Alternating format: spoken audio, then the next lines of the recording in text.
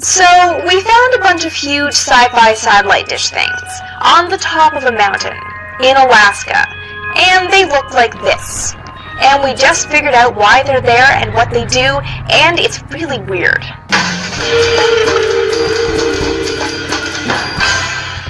Hey everyone, Amy here.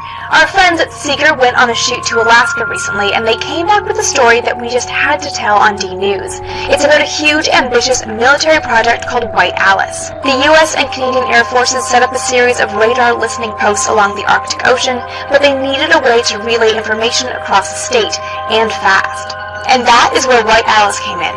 Beginning in 1955, the Air Force and Army built a network of communications hubs that used a very new technology to connect with one another.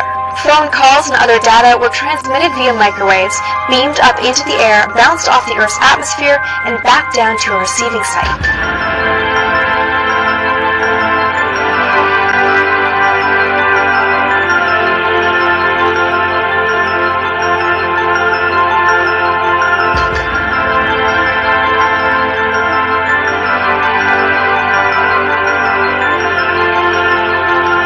The process, called tropospheric scattering, had and still has a lot of advantages over other technologies.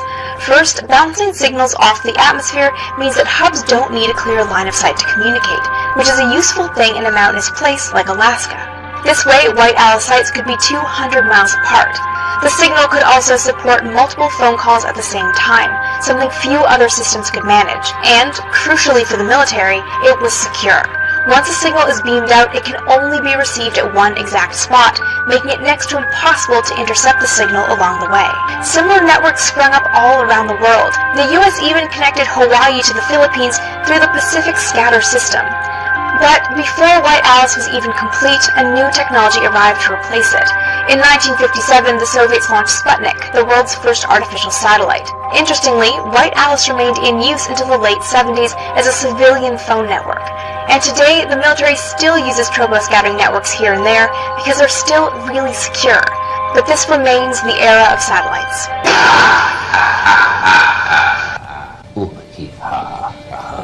And I thought my jokes were bad. Itu yang